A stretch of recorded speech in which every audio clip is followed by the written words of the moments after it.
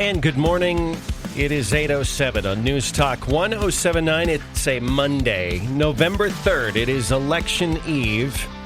And for what was just said, the 8th forum between Jeff Alldridge and Lisa Burtenshaw. Is that right? 8 together? Something like that. Yeah, it's something, yeah. Okay. Right around 7, 8. All right. Like that, yeah. Well, we are thrilled to have both of you in studio this morning for about a 1-hour debate, and we're glad you're feeling better, Lisa. Thank you. And I really apologize for missing on Friday. I appreciate you having me back. I appreciate Jeff being willing to reschedule. Yeah, well, we appreciate you both for coming in. And literally 24 hours away from the polls opening, how do you feel? It's been really a rough, long-fought, and these last weeks, it gets a little rough and tumble. So how are you both faring?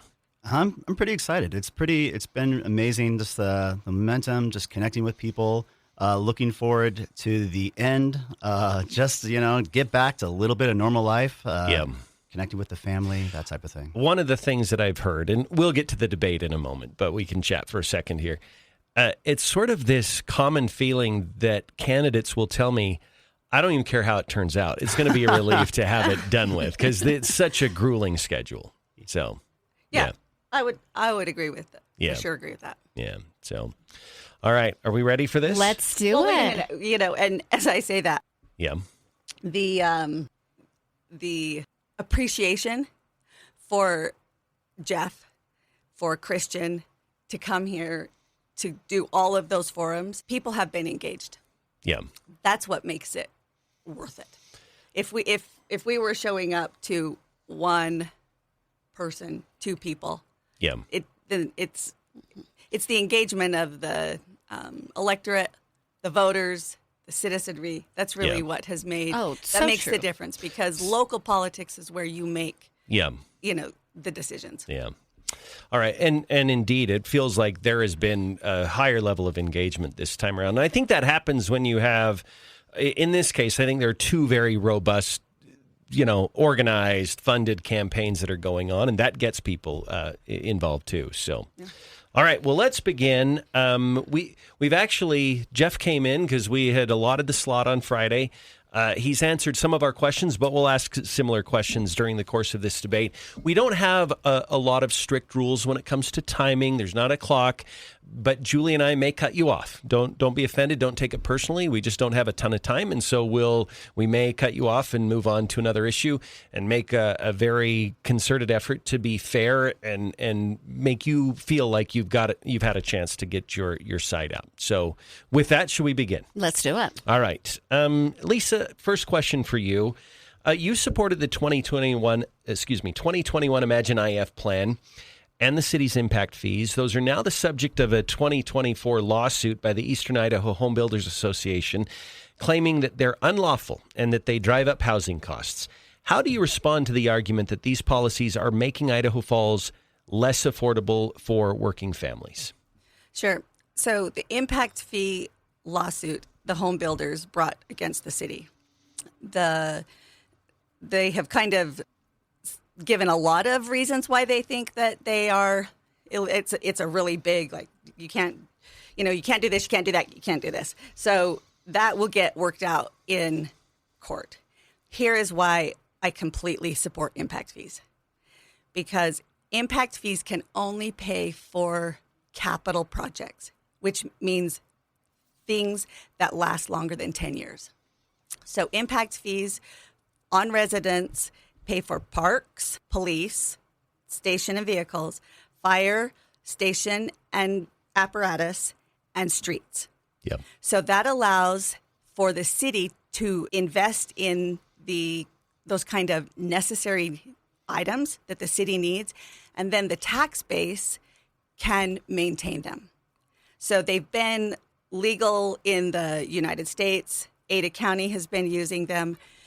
So growth can pay for growth. That's the only way that we have growth to pay for growth. Yeah. As far as increasing the cost of housing, it is passed on to the homeowner.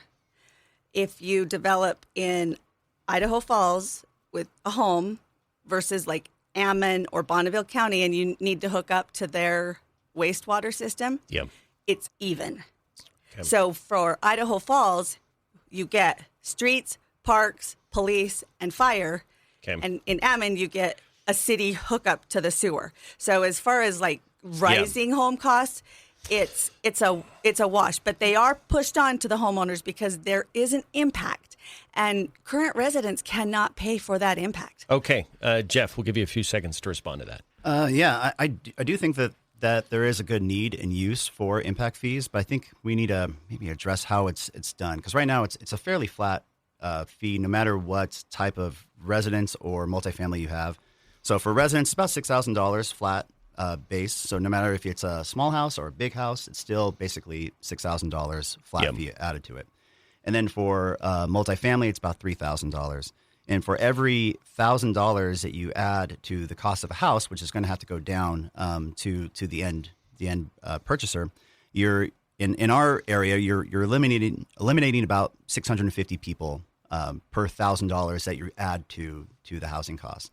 And so at that rate, you're really losing 650 times 6,000, so about 4,000 people you're kind of limiting on. Now, I agree that impact fees are a useful tool. I think the way that they're implemented now just needs to be readdressed. So maybe we're basing it on number of bedrooms, square footage, things like that to make it more balanced. So get more granular with how you decide that. Okay. All right. Julie, I have a question. All right. So follow up on that. And we have mentioned here, we're both surprised that high density housing has become such a focal point in this election. But clearly, the people who are getting engaged, like you mentioned, Lisa, it is a concern to them. And so I think that we have to address it. How does ImagineIF and that high density housing, how do they marry with each other and keep the residents happy? Okay, is this for me Yeah, first? go ahead. Okay, Yeah. Okay. Because I think both of you, I mean, clearly it's going to happen. We know this is going to happen. So how do we move forward from here? So ImagineIF does not set any kind of laws associated with high density housing. ImagineIF will give a blueprint or a plan for how the city should develop over time. And that would say, for an example, high density belongs near busy roads where they have quick access to busy roads and access to daily services. And you would take high density, you would not stick it in the middle of a neighborhood and then expect them to come out of all of the single family. You would start with single family in the center and then work your way into like a duplex, a fourplex, and then work your way into high density and commercial. But ImagineIF, you would take, you can have the ability to say what is a compatible use. So I have voted many times that industrial is not compatible with residential. You would not want, it hurts the business, right, to be near residential, and it hurts residents to be near industrial. Let me add one quick question to that. That distinction is an easy call. But what about the distinction between single-family residential and high-density residential? I think that's really the crux of this issue. So residential is compatible with residential. Any kind of residential. Well, as long as you have that step in between. As long as single family, then there's a transition or there's a big enough buffer, if you're feet away, then it isn't going to matter. But residential with residential is compatible. And you're comfortable with that? I'm comfortable with residential Okay. But there has to be some buffer. Okay. In between the two, just because you wouldn't want high rise right up against. Yeah.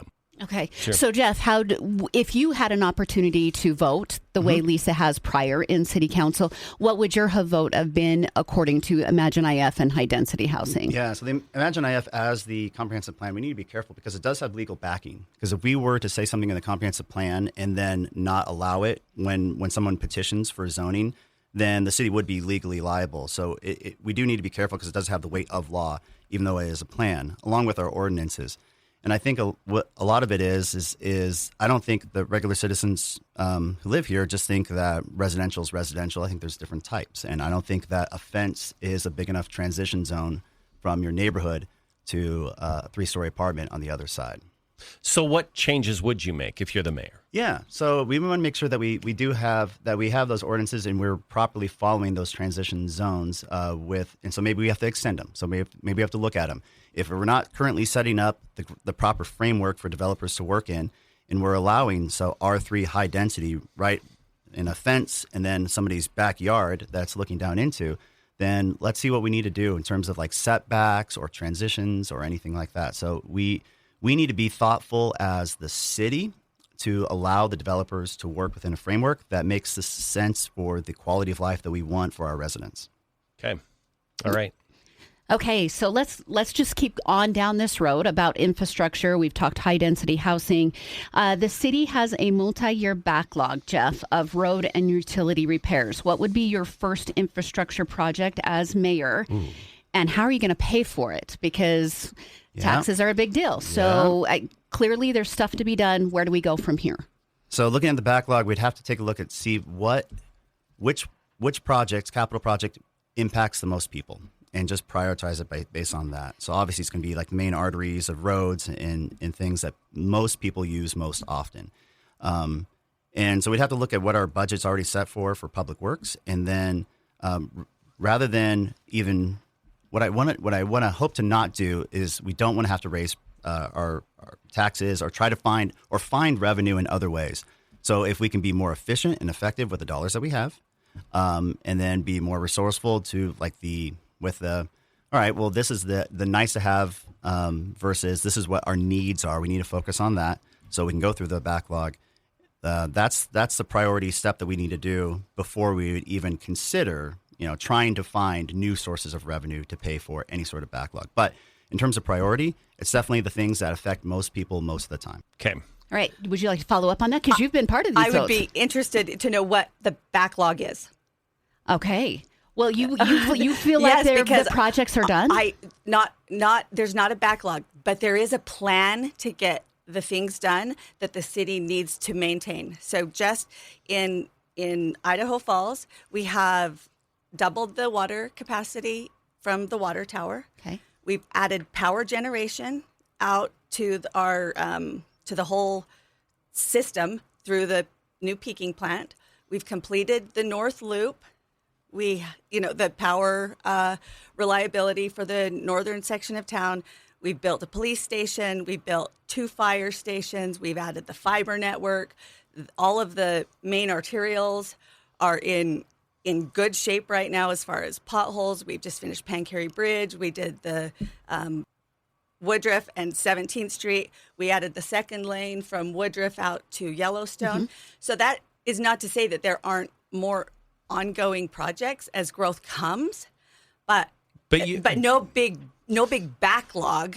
There we do have some water mains that continue to get replaced every year, but we can't shut down every street and say we're going to replace these 10 streets in the numbered streets this year. Yeah. You got it one at a time and they go different directions. So there is a plan for it, but as far as a big backlog, the city of Idaho Falls is in a really good position. And for some of that, honestly, it's user fees and not taxes. Yeah. Taxes don't pay for that. Taxes will pay for streets, but not for a lot of the stuff we're talking about under the streets. So while we're talking about that, and I want to ask you about construction in Idaho Falls, because there's been a lot of frustration the last couple of years that maybe scheduling too many at the same time or cutting off too many eastern arteries at the same time. Could the city have done a better job scheduling the construction projects so it wasn't such a disruption to traffic? We'll be back after a quick break. Hey, it's Brad from Now 105.1 and QP99. I'm in the studio here. I love our studios, by the way. Ranger Rick back there. There's Neil and Julie doing their thing. Hey, when you want to advertise on the radio, what do? You call the radio station, right? But what do you do when you want to advertise on Facebook and Instagram and Hulu and Disney Plus and Peacock and the other TV streaming services? You can kind of click around on them and make guesses or read books or take courses online on how to do that advertising. Or you could call us at the radio station. At Sandhill Media, we take care of your local radio and digital marketing. So reach out to us at sandhillmediagroup.com and we'll make sure that your message gets heard and seen wherever your customers are. I do think that there were ways that we could have worked better with the contractors, because the city ourselves do not do a lot of that road repair. It's contracted out. Yep. And so you would say, HK and Knife River and all of the ones that come in and actually do the projects, we could have coordinated better. We also have to remember that ITD and Ammon were doing projects at the same time. That could have been coordinated better because, maybe the city has 7 projects that year. It was coming right out of COVID, and ITD was doing a project, and then Ammon was doing a project. It was just not well coordinated and not well communicated that summer after COVID when it was the pothole nightmare. Yeah. So where'd that hiccup happen? Who would have done that coordination in the city? Well, it would have started at Public Works. Okay. That's where it starts, is in the street department. And then it would have been something that I would have done as a mayor if we were having regular meetings with the other entities. That's where I would have done something different. Yeah, and I guess that's my question, and Jeff, we'll give you a chance to respond here too. You're not running to direct Public Works, you're running to be the mayor. So what would you do in that capacity to maybe alleviate some of that? Meet with the elected officials so we know what are your summer projects and how are we going to manage those, to be able to. You can't just say we're going to offset each other's projects. You also have to communicate with the residents so they know what's happening. Yeah. Jeff?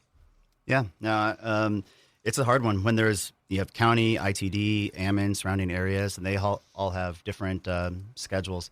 So it is really finding that communication and making sure that Public Works is very aware and that we can be better planners also. This is always one of those ones where you're going and then it's like, okay, well, this road is being repaired, so I need to go into the other one. It's like, oh, no, that one's being repaired too. Okay, now, and so then that it definitely hurts. This year, I will say, Public Works did a much better job. Last summer, I thought it was very difficult. There was a lot of closures, a lot of rerouting. So I think they did a much better job this year. So I have one more infrastructure question. I know, Julie, we have a lot more questions to get to. One of the projects that is being seriously looked at is a business bypass that would be out by Melaleuca, and it would bypass, I think, into Hit Road and then go on to Highway 20. Obviously, that has big potential economic impacts on downtown Idaho Falls and perhaps other economic impacts that may happen.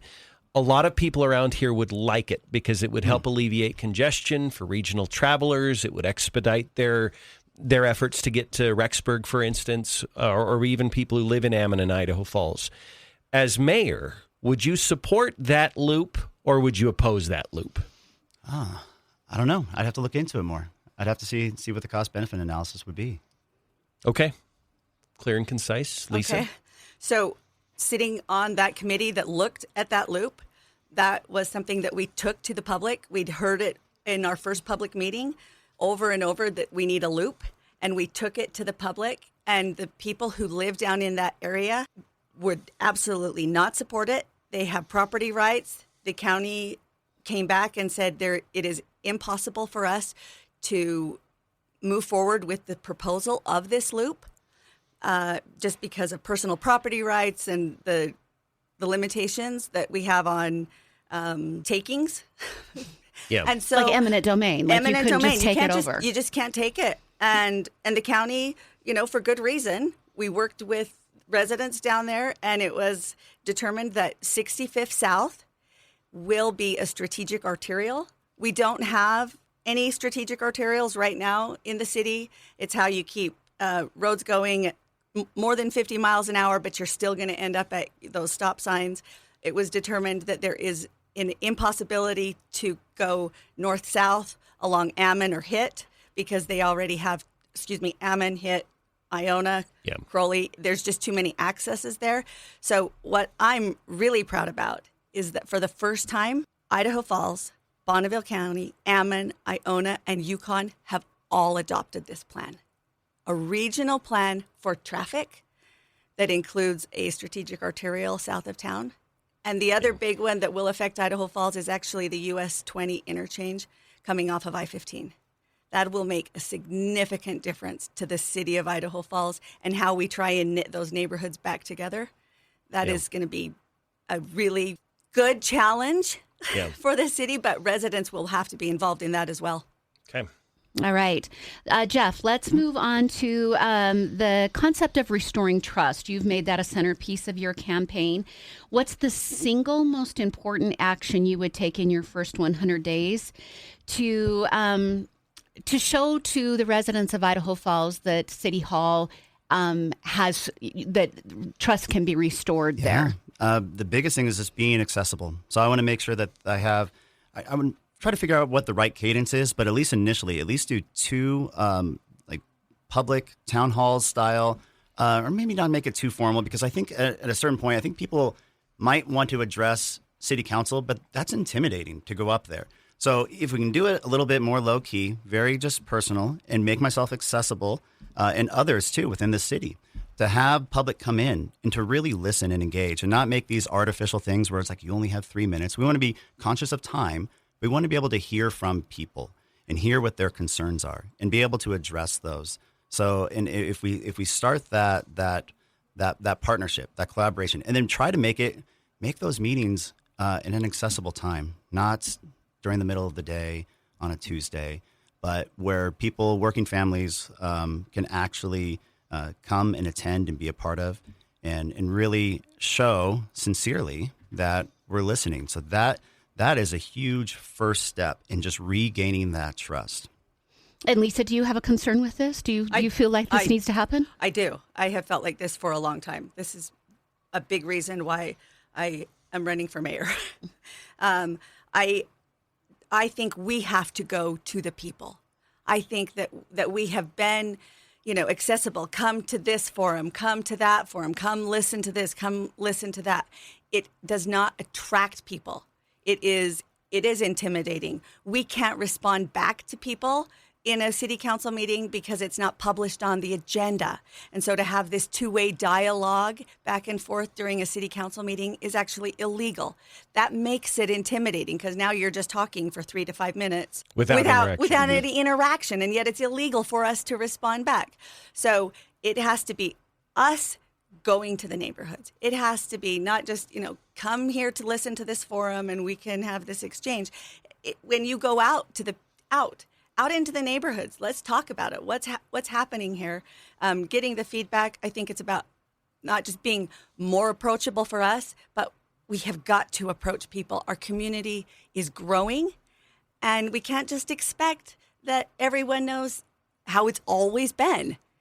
It's dynamic. We have to change it, and we have to be flexible that way. Yeah. Jeff, did you want to respond to that? No, in terms of accessibility and I think that's good. I don't know why we haven't explored paths like that. Yeah. Okay. A question I have, Lisa, your campaign emphasizes your lifelong Idaho roots.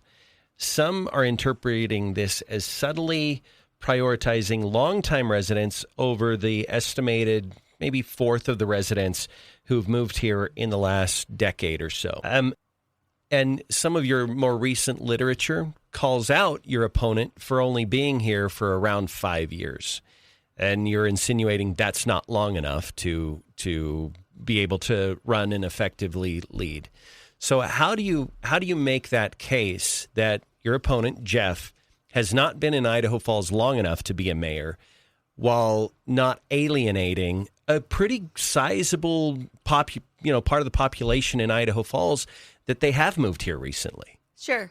A lot of it is because different states fund differently.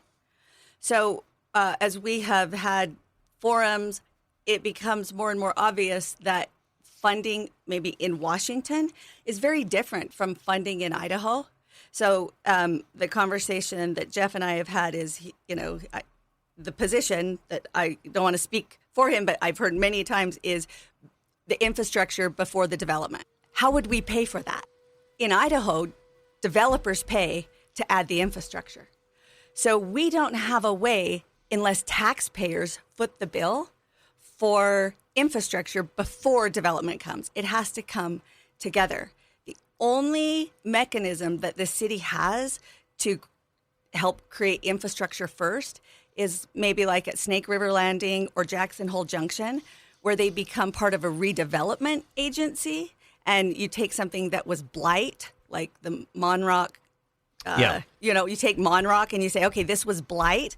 And so over time, we will reimburse you using taxpayer dollars. So it's really just about funding mechanisms, what can happen. But Lisa, what does that have to do with Jeff being only here for 5 years? It's because there isn't a history of knowing how things get done, how things are funded. You can throw out all kinds of ideas. It's like, oh, I didn't realize that that's not going to work. I didn't realize the history of that. There just becomes a certain amount of time that if you are here, you kind of know the history of it. And there isn't a litmus test. It could, if he had, moved here and said, oh, this is how we can fund it and this is how we can fund it. But as long as it's coming from ideas that aren't even possible in Idaho, or it's going to increase our taxes, then it's like, oh, maybe do something within the community first. Start and see how we fund publicly, how we, get these projects, how we get that project. It's just a matter of being here long enough to get the knowledge of how Idaho Falls is funded and how the state funds Idaho Falls. All right, Jeff, you were the one attacked by the literature. We're going to give you a chance to respond to what she just said. Oh, sure. Well, I think that'd be a learning curve for anybody. It doesn't matter if they're a lifelong resident or not. But I think I've shown, as I've gone through this campaign, as I've heard from other people and learned what the concerns are of the residents, I've been a better candidate. And that's how you grow as a leader. You listen, you learn. It's not you say like, oh, I know all the answers and just, so listen to me. It's like, no, it's you learn, you bring in other ideas, you find out how it fits or how it doesn't. You adopt the best pieces of that. But there is actually one thing that I really like in your attack literature is the headline, why not Jeff Alldridge? I think that's perfect. Why not Jeff Alldridge? We've seen how it's been going so far, and I think we can have a continuation of the way things are going. But I love it. Why not Jeff Alldridge? Okay. All right. I want to do a follow-up based on what Lisa said to you, Jeff, which is she said you want instead of them happening simultaneously, you would like infrastructure first, then building. Do you have an idea of how to make that happen? Yeah, well, what we need to make sure is that we aren't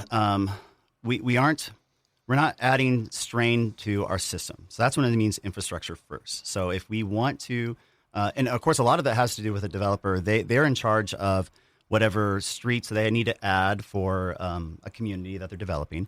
And then we have a 1 year contract with them, and then it becomes a liability of the city after that 1 year period.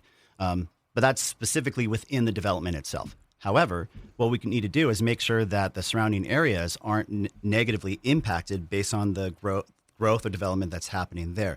So that's definitely where we need to make sure that we have that infrastructure first. So we're not putting the strain on an existing area because of new development. So it's not that what would be great. There are other areas within Idaho that do this where they will plan for future development and build out streets, knowing that it's going to be pushed out into a certain direction. But it's not necessarily that. It's just making sure that we're not straining what we already have in the purpose of adding new growth. Okay. All right. It is 8:35 now on News Talk 107.9. We're just going to take a quick breather, about a 1 or 2 minute news break here, and give you guys a chance to sip some water and take a breath. And we'll be back right after this and continue our debate with Lisa Burtenshaw and Jeff Alldridge on News Talk 107.9. All right, we have about 12 minutes left here. Lisa has a prior engagement. So we'll be done here at about 8:50. So we have a question or two left. I've got one. Julie, you might have one, and then we're going to give each of you just a couple of minutes for your closing sentiments here. But Lisa, this question is for you. You've been endorsed by local business leaders, and state GOP officials like Representative Stephanie Mickelson saw over the weekend that Frank Vandersloot and Melaleuca has endorsed you. How will you guarantee that the decisions that you'll make as mayor, whether it's permitting, zoning, development, are not influenced by political or financial supporters that are some pretty big voices and have a lot of influence in the community? Okay, so how will I make sure that that you're not overly influenced by their support? Okay, so they have been great endorsements, but I've never, ever felt any kind of pressure from anyone ever in this city to make a decision based on a relationship. I love that about Idaho Falls. I've in 4 years sitting on the council where I actually have had the ability to vote, because the mayor only votes, when there's a tie break. So in 4 years, I have not felt pressure from anybody on how to vote based on any relationship. I have lots of relationships. I've never felt that pressure come from anybody.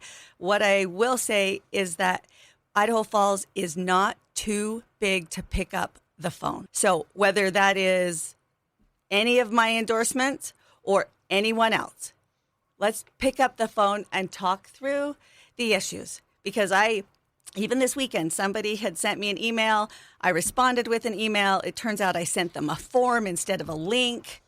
And then it's like, okay, just call me and let's work through that situation. I do think that we are still relationship based. It's not about doing favors for each other. It's about communication, being still a small town.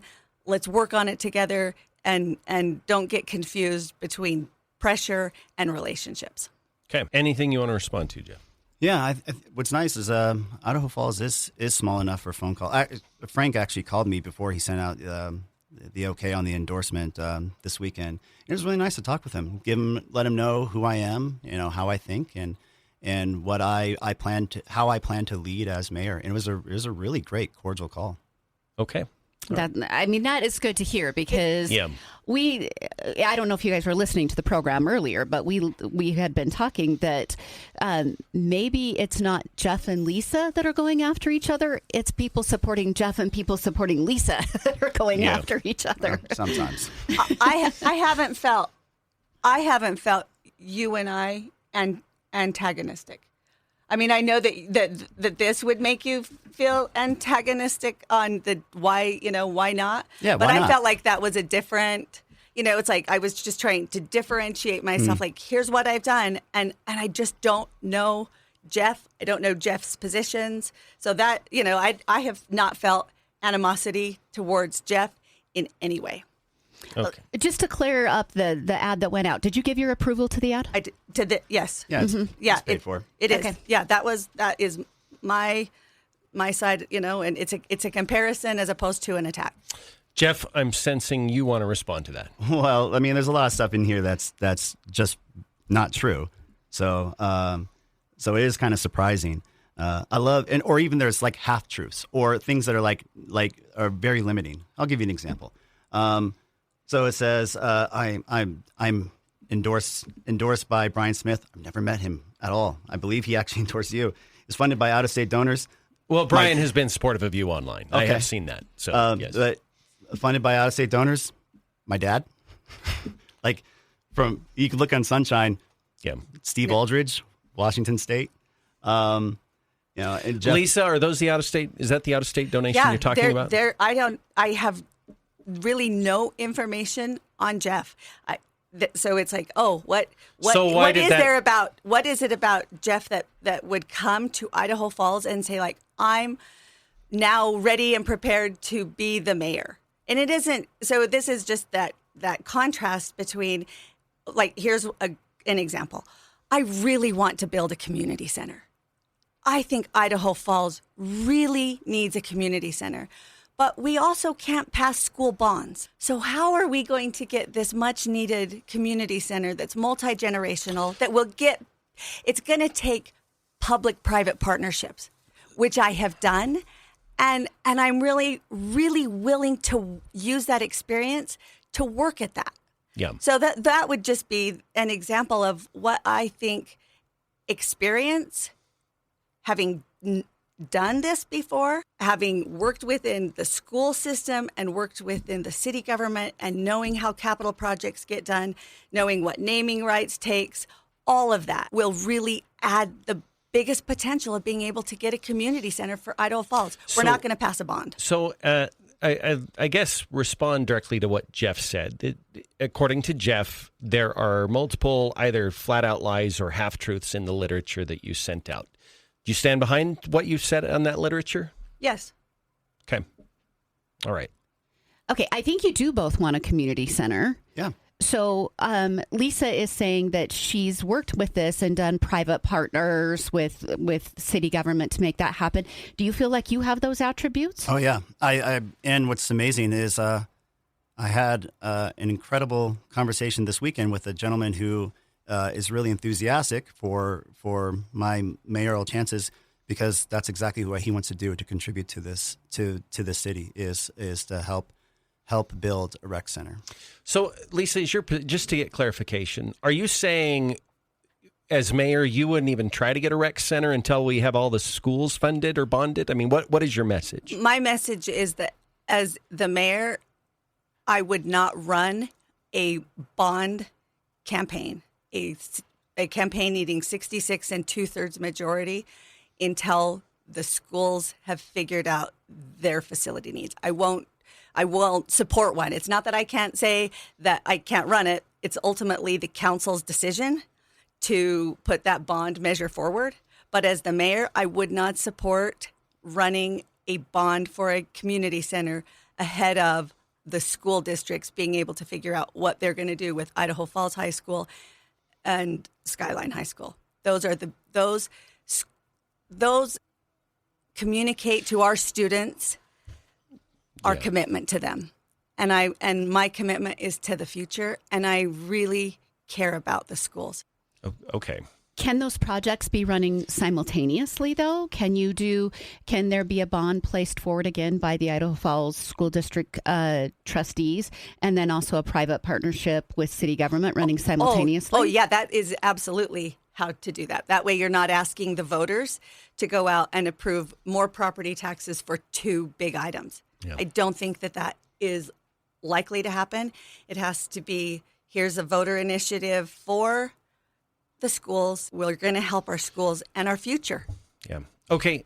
We're down to the last 3 or 4 minutes here. Don't let them go. Is that okay? Goes so fast. Yeah, it does go fast. So, Lisa, we'll give you just a couple of minutes, and then Jeff, you a couple of minutes. So, go ahead. Oh, just your final wrap up. For the final wrap up. Yeah. So, it's all about building community. As this growth comes into Idaho Falls, there are some things that we need to do. We have to work to lower the tax burden on the residents of Idaho Falls. We have to create transparency in the budget that has to do with taxpayer dollars. I've committed to sending out a postcard on that so that people can look at where the priorities sit in the city with tax dollars. I am committed to using impact fees to improve the parks and the trail system. I am committed to public safety. We do have to add more police officers, and we did get a report from the Association of Chiefs that said, how many more patrol do we need, and so maybe we don't need as many of another kind of officer so that we can really up that patrol. But the council has committed to two officers per year, and then there might be some rework because we need more than that. 10 years isn't going to be enough. So public safety and fire. So those are my commitments. And then to really go after this rec center, it's time. Yeah. We are a big enough community. We can do this. Okay, Jeff, last couple minutes. Yeah.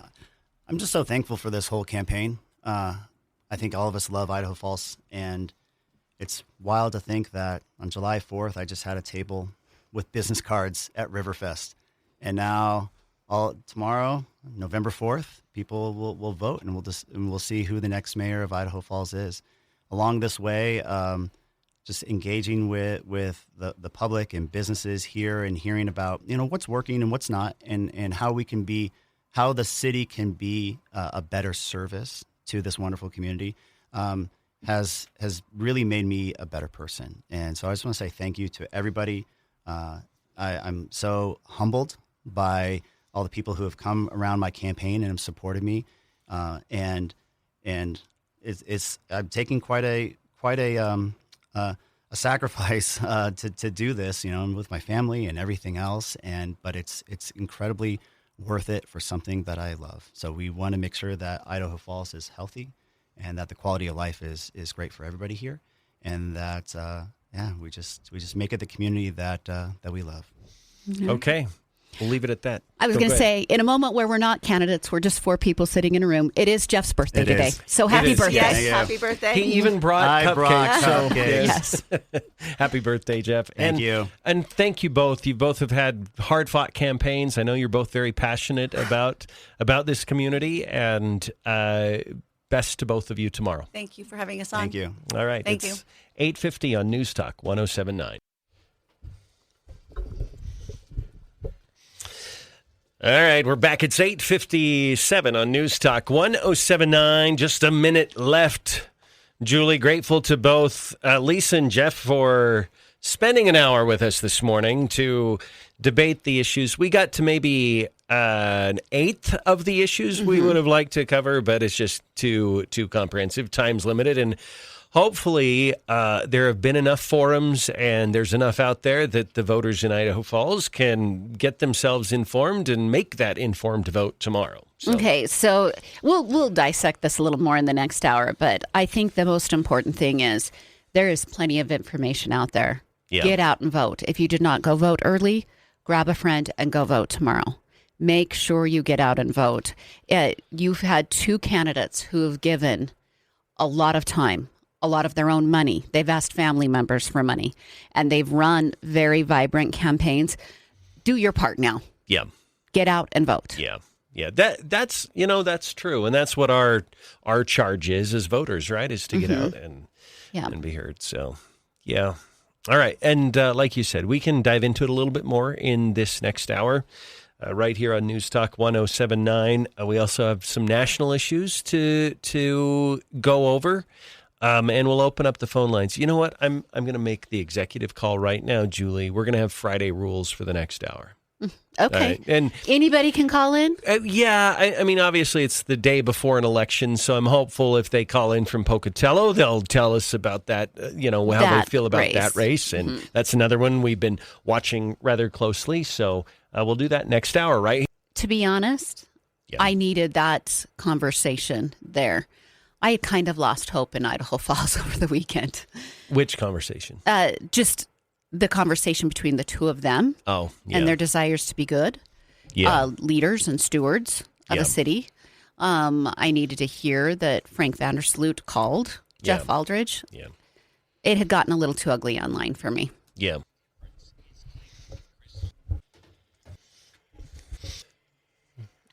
And good morning. It's 9:07, hour 2 underway on News Talk 107.9. We are opening up the phone lines. We've got less than 24 hours to go before the polls open, and I'm sure that comes as welcome detail to a lot of candidates who've been running campaigns. And, Julie, I just want to say to all candidates anywhere who've put their hearts and their souls into running for office these last, for most of them, couple of months, 2 or 3 months, thank you. However it turns out, even if you're on the opposite political end as us, we know it's a sacrifice. We know it is an emotional investment, and it's a monetary investment. It's a time investment. And I appreciate that we have so many people who are passionate enough about their communities to make that sacrifice to put that effort forward. And some of you are going to win and some of you are going to lose. And that's, I think, the bitter part of all of this is that you have good people that are going to run and they're not going to win. So, and we've seen that. It's part of politics, and it is the sad part of it. Also, I wanted to say that, sometimes we give so much weight. We say in a presidential year, the election turnout is so much more vibrant, stronger. Do understand that the greatest good that you can do is within your community. Yeah. And that includes in the voting process. Get out and vote. Yeah. And, I remember us talking about that right after Biden won in 2020. And we were all kind of down in the mouth about that for a while. Oh, and it was horrible. Somebody brought that up and said, yeah, but think about the school board races we can win. Think about the mayoral, city council races, legislative races, these local races that you can go out and win. And my initial reaction after, the Biden lost and you're dumb and you're like, yeah, that's a bunch of crap. But then when you think about it for a while, you're like, yeah, that does make sense. That those really are those quality of life. I mean, I never said that's a bunch of crap, but you know what I'm saying. And we'll get to the phones here in just a moment, but there was one funny thing that I had to laugh at. There was a piece put out about all the community members that are voting for Lisa Burtenshaw. And then Jeff Alldridge put one out too, and a lot of names on both of them. But if you read closely, the names in Jeff Alldridge's list, right there, smack dab in the middle, you would have missed it if you're just skimming, but right in the middle it said, an anonymous neighbor of Lisa Burtenshaw. Did it really? Yes, it did. I read that and I laughed out loud. I thought, okay, that's pretty funny. That was some levity and comic relief I needed in this race. So, oh, I know all those neighbors. I want to know who it is. Yes, right. I know. All right. Oh, funny. Okay. I didn't read that. That's great. Yeah, let's go to the phones. 208-542-1079. Caller, thank you for waiting. How are you this morning? Hey there. Doing good. Can you guys hear me? Yep, we can hear you great. Hey there. So I just have a comment. It's kind of odd, but, Lisa out of one corner of her mouth is lambasting Jeff for only being here for 5 years, and yet she's courting everybody, who's trying to turn this place into Seattle and Los Angeles and all the other stuff. And it's the most liberal wing of the voter base that's kind of being courted by her. So it's just kind of odd that's kind of her purview. So that's it. Thank you very much. Well, thank you. I appreciate that. It is interesting. Somebody had made the point, and I have no doubt this is true, that people who had a Biden-Harris yard sign now have a Lisa Burtenshaw. But I'll say this because I want to temper it. I want to give the full view here. Those people have no one else. They're going to go with the who they consider the more moderate candidate. And I would look at both of them, and I would say Lisa's probably a centrist because I think she's inheriting Rebecca Casper's political machinery. You don't do that unless you're fairly closely politically aligned with Rebecca Casper. So they're not identical. They have differences, but I think politically they're probably in the same region, right?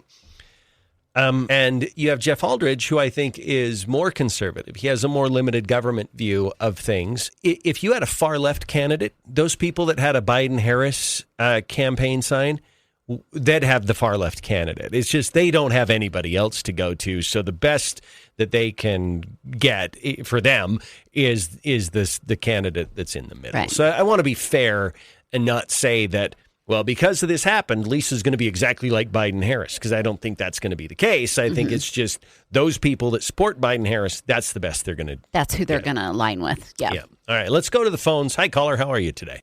Hey, good morning. Good morning. So just listen to the debate. First off, I don't have a dog in the fight because I don't live in Idaho Falls. But they touched on something that I think gets a lot of people riled up, and that's the infrastructure before the rest of the stuff is put in. And as a truck driver, one of the things that I've noticed, because I've seen this a lot in delivering to job sites, they'll put all this infrastructure in preparation for all these shopping centers, homes, high-capacity home sites, whatever. And then you'll have the people doing the work. They'll order equipment and they'll order goods and whatnot coming in. And a lot of times that stuff isn't built for big truck access. And so when the big trucks come in, they're running over sidewalks, they're running over curbing, they're running over decorations, they're running over all kinds of stuff. And so they're paying to do it twice. Yeah. So I know that isn't the only thing to consider, but, it is one of those things you got to look at when you're planning that stuff and to keep it in balance, because you got people that are getting frustrated about traffic, but then how much stuff do you want to pay for twice? Yeah. Yeah, it's a good question. I'm sure I can't speak for either candidate, but they'd probably say you have to have a balance there, somehow. Yeah, but I'm just saying that's one of the things that they struggle with.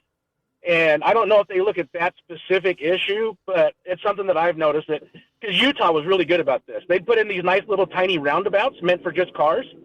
Yeah. And then they would order, 106,000 pounds worth of stuff, and I would come trucking it in. And me and everybody else before me and after me, we're running over that center divider, and it's all broke up, and it looks like garbage by the time the project is finished. Yeah. And it's got to be redone. Yeah. Yeah. Yeah, it's true. And that is frustrating. Thank you. Thank you for the call. And I think a lot of people might look at that and go, well, that's also the cost of doing business too. And if it's repeated and avoidable, you do it. But I don't know if you always create the highest capacity everything, because then it's just super expensive, everything you do. So yeah.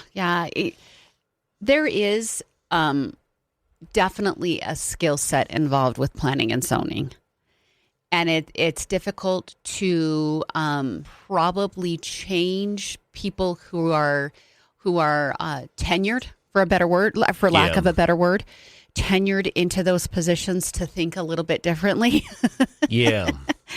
And so when we're working through these projects and stuff, what somebody believes is important is not going to be what I believe is important. And we're trying to marry all of those ideas along with 4 other people. It's a polyamorous relationship going on. And so I think that you're never going to get an ideal when it comes to these growth projects. Yeah. It's public policy Burning Man is what it is. Yeah. Right. Sorry, I didn't even catch part of what you said. It's okay because I caught you all up on polyamorous. You said polyamorous, and my brain went swerved out. So, no, it also, nor I, we don't make endorsements. All right, because there's a lot of reasons why we don't make endorsements. Unless it's very clear cut, like we're obviously in favor of Donald Trump and not Kamala Harris. Yeah. So that's clear. But when it comes to these community races, we have our preferences. We're going to vote the way that we're going to vote. But I also think the contrast is not as stark, if that makes sense. Mm-hmm. And we have said many times, we don't think either one of these candidates are going to turn out to be a disaster if they're elected mayor. All right? I don't believe at all. I think we've got 2 very qualified people. I will say this, though, and I want to maybe address one of the things that Lisa said during the debate, that, they're just things you learn after you've been here for a while, and it just takes time. You have to learn that, what comes first, infrastructure or growth or, whatever. And there's a whole host of issues, I suppose, that you could say that are like that. I also look at it and say, sometimes a disruptor is good. Sometimes someone can come along and say, okay, I know you've done it this way all along, but are there different ways to approach this? Mm-hmm. And I think we need those people that will challenge what's been done all along. And sometimes that challenge comes simply when you have fresh eyes. When you have someone coming in saying, okay, you're doing it this way. It's kind of working. It has its downfalls, but it has its strengths too. But what about this? And everybody will freak out because it's not the normal way of doing things. But you look at Donald Trump, massive disruptor, and you think about all the disruptors from society and from history. At first blush, there were lots of people saying, you can't do that. You can't do it like this. No, that violates the norms. That violates the rules. We need people who are willing to come in and say, let's look at it a different way. And I think you got to have people like that because you want new, fresh ideas in order to keep moving forward in the best way possible.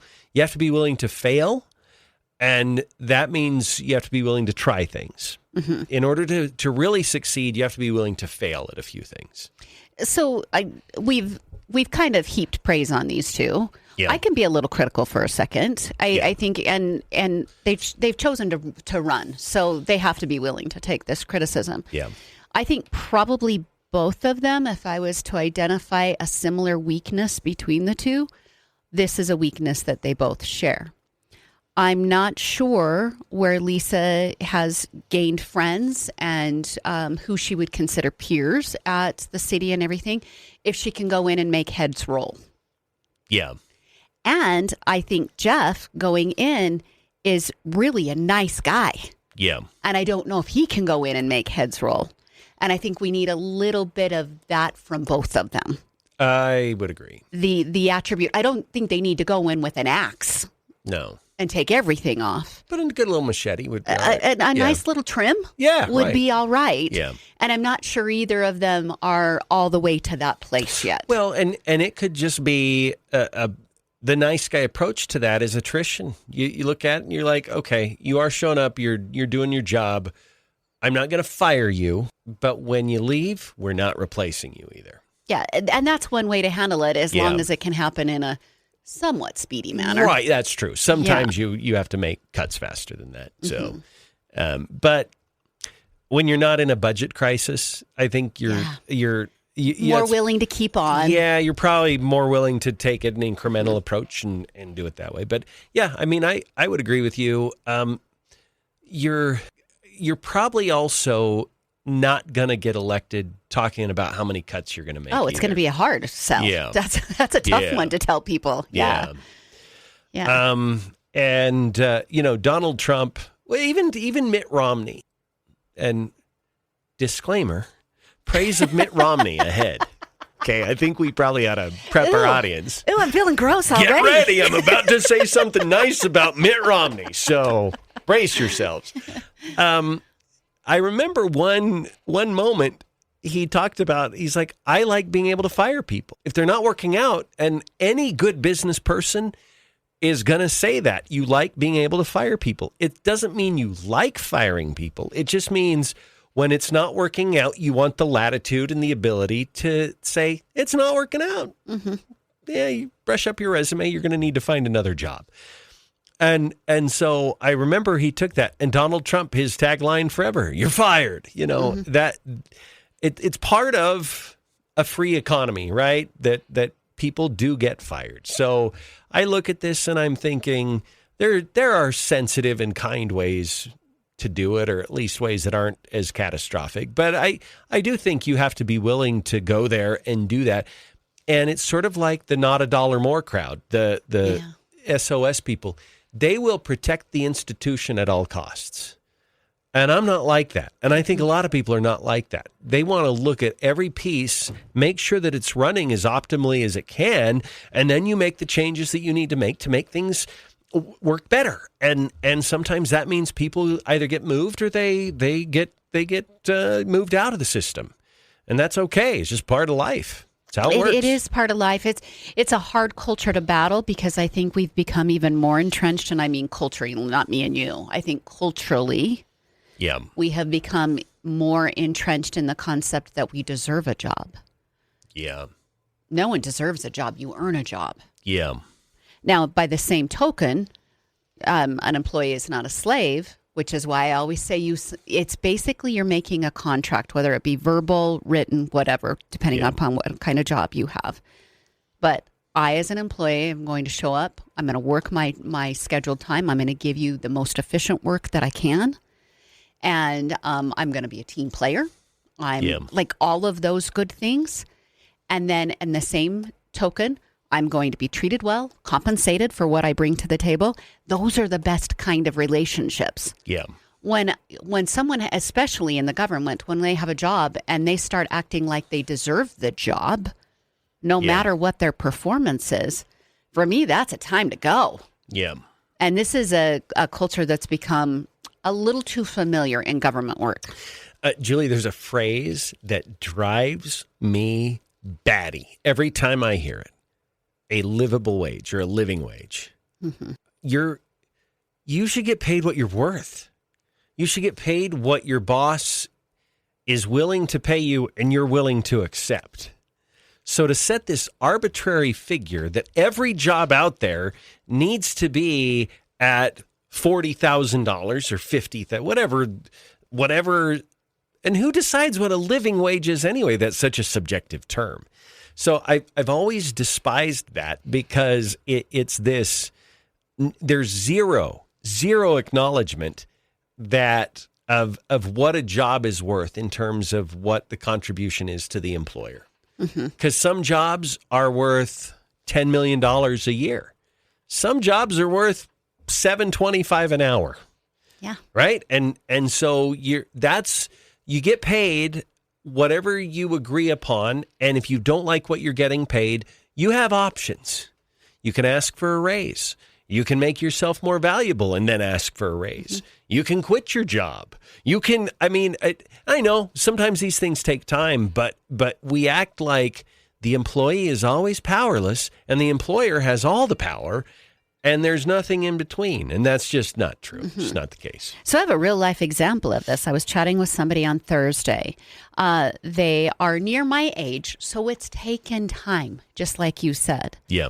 But this husband has worked his way through several certificates. He looked and saw in his field what would make him stand apart. And he went and he got that additional training in those certificates.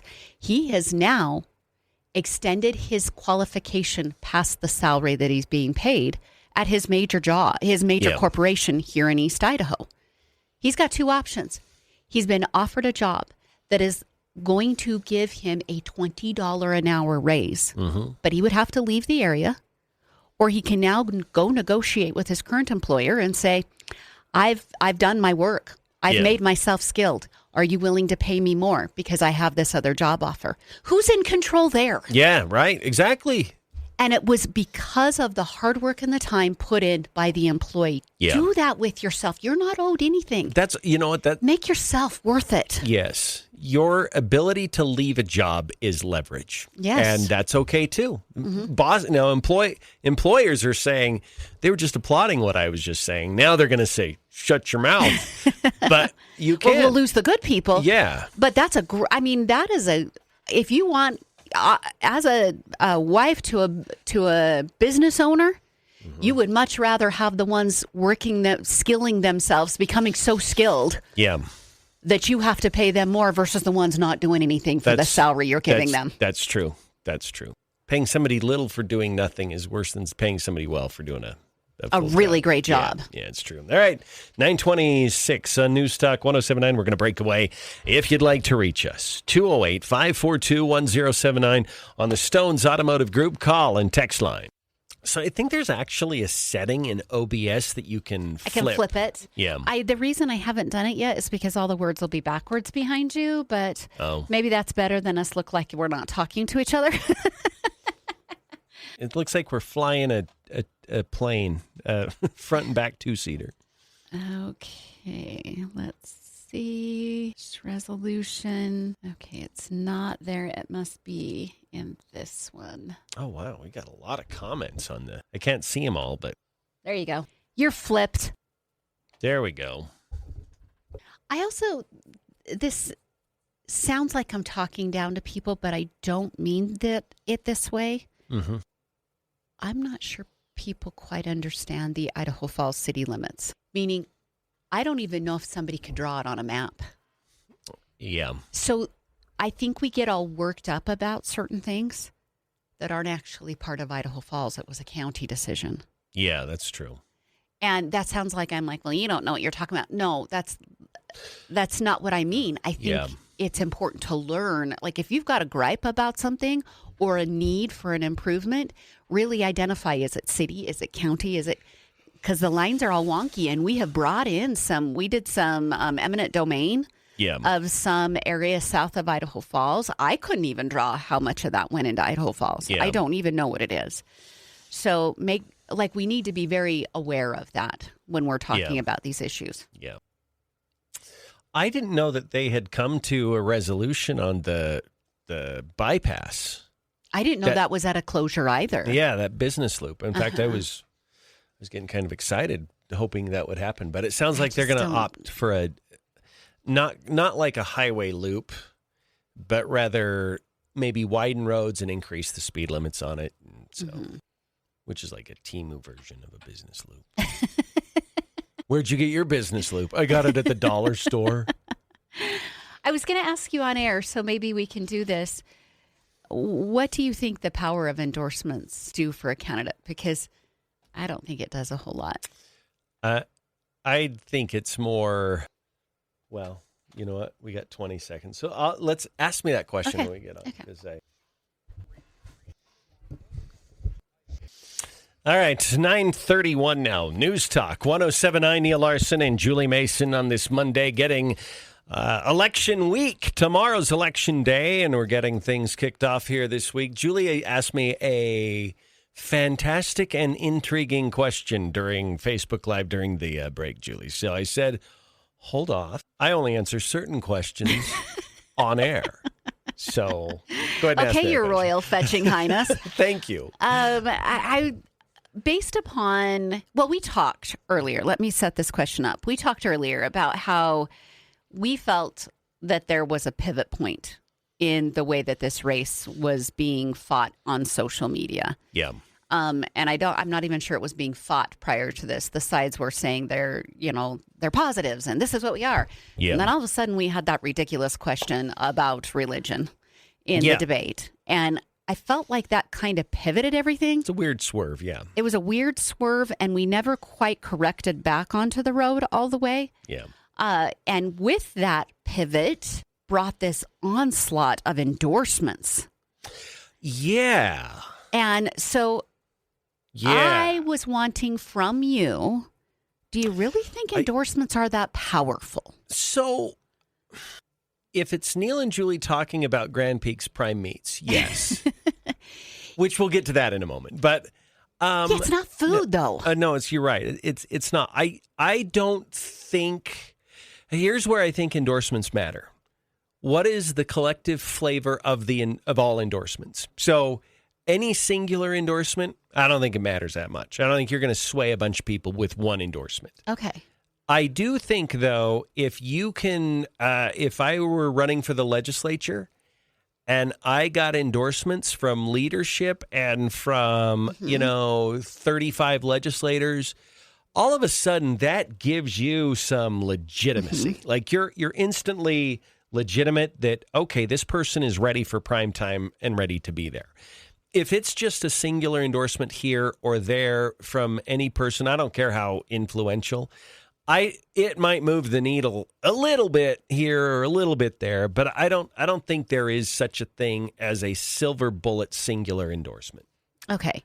Yeah, I guess I just don't look for people to tell me how to vote. Yeah.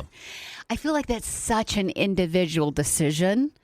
Like if someone is wearing a cute pair of pants, yeah, and I want to say, okay, yeah, but what's the inseam? How long are they? Because I'm not a tall girl. So I'm going to ask a question like that. And then if I love that cut of jean, I'm going to go get the jean.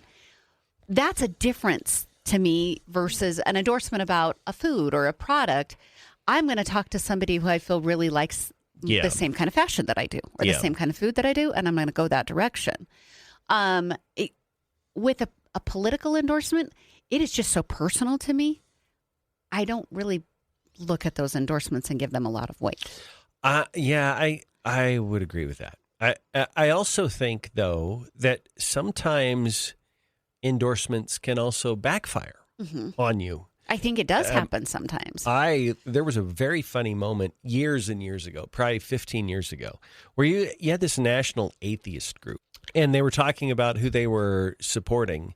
And one of the candidates said, please don't endorse me. I don't want your endorsement. Because they don't, if you're endorsed by atheists, then all of a sudden you've created all this skepticism, whatever. And so the atheist group said, we may threaten to endorse people if they don't cave to our, it's like a reverse endorsement. Yeah. We're threatening to endorse you unless you give in to what we want you to do from a policy standpoint, which is a weird form of extortion. But when you look at endorsements, yeah, they can benefit you. However, I wouldn't say this is true for either of the candidates, but when you look at that list and all the upper crust people have endorsed a candidate, you might go, they're part of the elite club, and I want an everyman or an everywoman to be to be elected. You want that populace to be elected. So I don't know if elite or upper crust endorsements actually help in a race where the population wants a populist candidate, someone who's going to understand the challenges of just everyday people. They may not have wealth, they may not have influence, and they find a good, solid candidate that can relate directly with them. Sometimes collective endorsements from people you've never heard of could actually be a benefit to the candidate. Yeah. It'll be interesting to see if that plays in this race at all.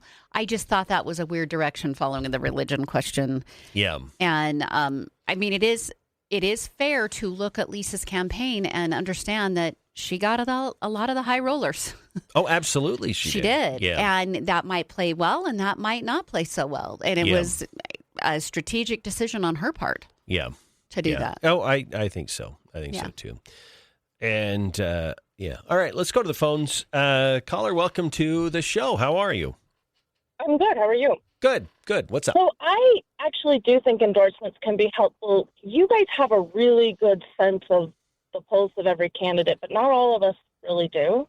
Yeah. And so I think, especially for like minor candidates, and especially that seat on the city council where there's so many people running, I have felt like endorsements have been helpful. And I actually kind of sometimes do the opposite thing, like what you talked about. I have a friend who has completely the opposite political views as I do, and I sometimes ask him who to vote for, so I know who not to vote for. You go the other direction. Yeah. Yeah. I've done that before. And then also, on the other hand, I'll ask people that I do agree with, and then you can kind of get a sense of who you might want based on what people say. So anyway, just a thought there that I actually do think endorsements can be helpful to those of us making a decision who may not feel like we have enough information. Yeah. Mm-hmm. No, that is a good point. That's a good point. Thank you. To play to your backfire comment, or like the reverse that the caller is talking about, I received a text over the weekend. It's a joint friend of ours. Yeah. Who was saying, I have been too busy with my church calling and with my businesses. I have not done my due diligence. Yeah. Give me the key points to each person. Which is what I did. I didn't endorse a candidate. I just said, here's the great things about Jeff. Here's the great things about Lisa. Here's my concerns about Jeff. Here's my concerns about Lisa. And the only response I got back from this person was, I'm really turned off by the endorsements for Lisa. Oh, now, really? Yeah. Now, this person didn't say which way they were going to vote. And I mean, we didn't go to that direction because I wasn't going to tell this person how to vote. That's not my job. But it was interesting that that's the response that I got, because he just decided to start paying attention over the last couple of days. And so he saw the tail end of this whole endorsement flurry. Yeah. And he just thought it was weird. He didn't love it. Yeah. So in a situation like that, that could potentially backfire. Well, I think Trump was helped by the fact that Hollywood hates him. The media hates him. Mm-hmm. The current political establishment hates him. I think a lot of people were like, that's the guy I want, because he's responding to me as the voter, the overall population of America, and not playing in these high circles. Even though he's a billionaire from New York, somehow Donald Trump has pulled it off to make the mainstream American hardworking heartland population feel connected to him. And I think as a candidate, that's what you want to do. And you have to be careful that your endorsement list is not a look at the club I'm in list. I mean, that can be negative. Yeah. And like I said, a lot of that I think factors into when do you enter into the conversation. This person clearly entered into the conversation late. Yeah. And that's all he saw. You know what? I've had that happen.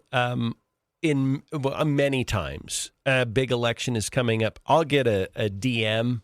Somebody will slide into my DMs and they'll say, hey, I have no idea who I should vote for. And I rarely say vote for this person, but I'll give them some pros and cons, and I'll be like, tell me what you want, and then we'll go from then maybe there. I can help you match up the candidate that meets your needs the most. Yeah. Yeah. So Anyway, yeah, it is interesting. Fascinating dynamics in this race.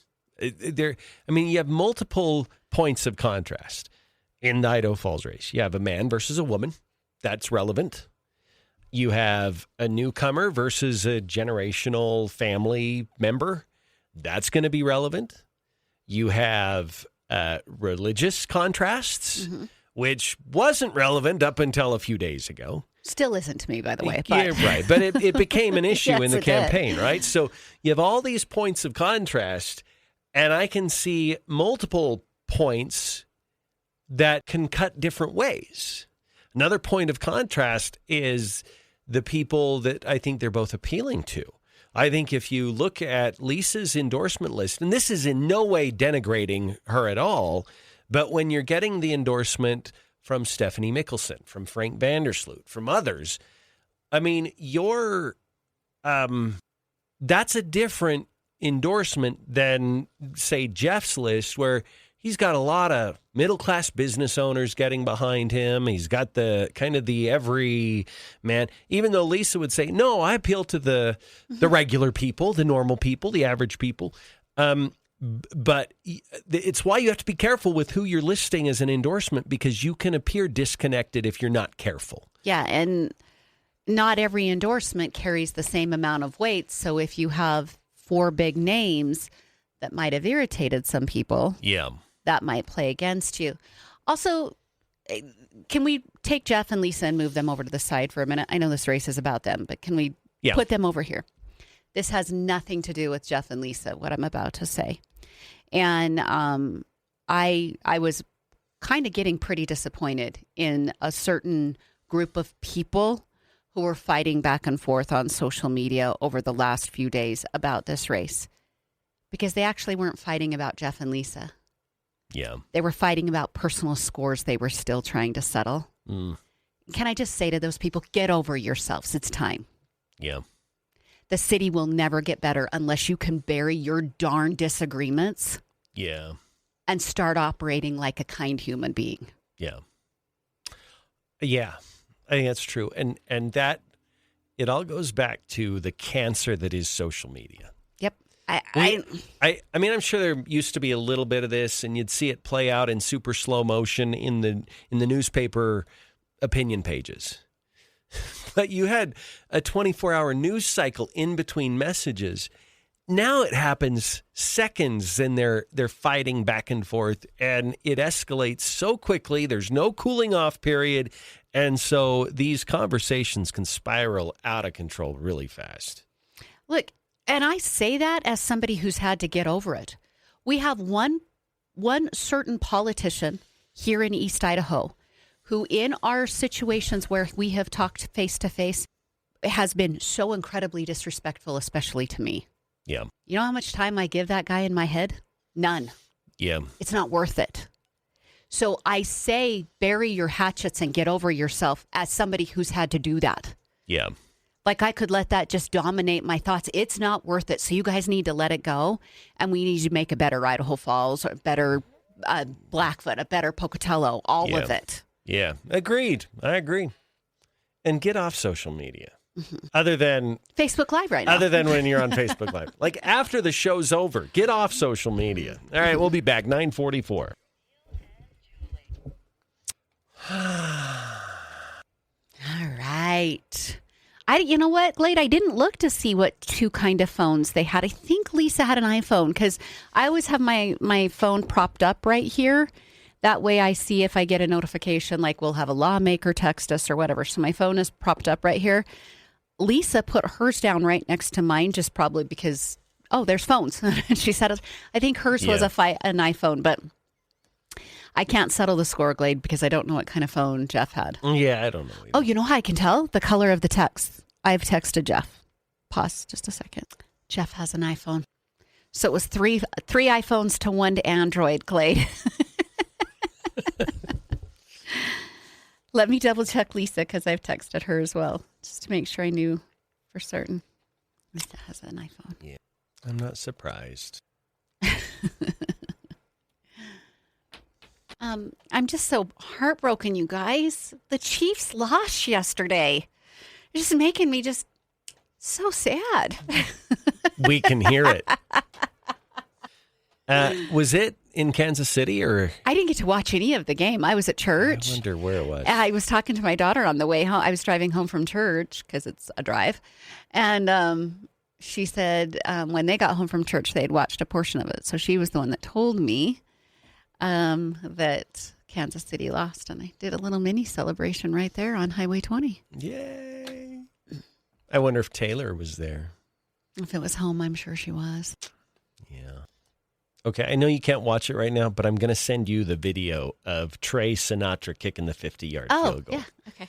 But it zoomed in on him, so it shows the kick and his reaction. Mm-hmm. The kick was it was from the right hash, 50 yards out, and it was just straight down the middle. Does he wear a kick. beautiful steel gray suit and have a cigar in his hand?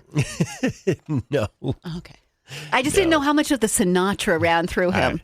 Well, we've been talking with because I work right next to the marketing director at the games, and I'm like, we need to have I Did It My Way or something like that to play. Yeah. Like bum, bum, ba-da-da, something. Even if it was just a quick signature piece for him. But he's wearing these, his pants are almost like biker shorts. Oh, this is a thing with kickers across the college league. It is. It freaks me out. I don't like it at all. Yeah, it's weird. I do not like it. He looks like a football player from the waist up, but they look like biker shorts the rest of the way down. So I do not like it. Hey, you know what? If it helps him make that 50-yard field goal, I'll take it. Mm-hmm. But, yeah. Speaking of, you just did the dun, dun, da, da, da. Mom Donnie, I think it was Friday afternoon. I would have to go back and look. Somebody played Billy Joel's New York State of Mind for him. Yeah. He had no idea who Billy Joel was. He thought the song was new. And he was like, this is a really cool song. Has it just come out or something along those lines? I don't know what his exact words were. He did not know that iconic song about the city that he's trying to represent. Oh, they're going to learn this the hard way, aren't they? Yeah. I don't know music, and I know that song. Yeah. I don't know music, and I know Frank Sinatra and what he looked like and how he behaved. Yeah. These are big names. Yeah. Yes, Stephanie, the Dodgers won back-to-back. Didn't watch that either. Okay, here we go. You know what? You know who got indicted? The man you're looking at. I got indicted, and I was innocent. All right, we're back 9:50 on News Talk 107.9. We haven't had a lot of chance to talk about the national stuff, Trump's appearance on 60 Minutes last night, because we got a lot of local races to do. But Trump had a good night on 60 Minutes. I think he didn't make any big faux pas. There was nothing about what he said that is making negative headlines this morning. He's hitting his stride. He's doing well. He's just really learned to refine that. And I love that because that was one of my biggest complaints about him his first time around. Yeah. I mean, you heard me over and over again. I would be like, oh my gosh, why did he say that? It was just unnecessary errors. And he's gotten so much better. So a question, and I answer this stepping a little bit lightly here. However, I think there may be something to this. I think the mainstream media is becoming less hostile to Donald Trump. I think that's true. He's already won the only 2 elections he can win. Mm-hmm. And he's not a threat in the future for 2028. It is such an incredible uphill battle to try and carry the No Kings narrative. And I'm wondering if they're just saying, look, one way or another, as history is being written, there is no way that Donald Trump is not considered a very highly consequential president in a lot of good ways. You could maybe argue some negatives here and there. I wouldn't, but I think that historians probably will. But when you look at everything that he has accomplished from his first term to now just 9 months into his second term, it's clear he's destined to be an iconic president that we will talk about the way we talk about FDR today, the way that he is going to be remembered in that way And what good does it for them to just sit there and continually try to just their way through his presidency? Yeah, that's not going to be a benefit. He's going to move on. He talked about the great depth of the bench of the Republicans. That whole fear concept that you hear pushed by like Whoopi on The View and Rosie O'Donnell, it's just dumb. Yeah. And only the dumbest will bite on that. You're not the smart fish in the sea. Yeah. So fine, look stupid on national television. You're the dumb guppy in the mud hole. It's up to you to look that way. So you do you. Also, he mentioned that he has been touted as the president who's done the most in 9 months in a presidency. And then he went, but I've got more to do, so we're not done. Oh, yeah. You know, I am so grateful for somebody who is at least alive and giving effort. And if you can't say that, then you're absolutely driven by hate. And I think that's what the mainstream media is seeing now. Yeah. Yeah, we do hate him, and I still don't like him that much, but holy cow, this is so much better than covering Biden for 4 years.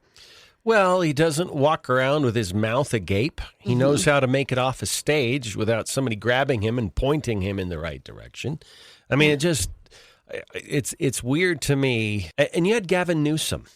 You sent me this. Should I that play interview, that clip? yes. Listen to this. I don't know what Gavin Newsom's thinking, but he's doubling down on believing that Biden would have been great all the way through 2029. Nothing I dislike more than the politician that sits there and lies to you. And we all just sit there rolling our eyes going, give me a break.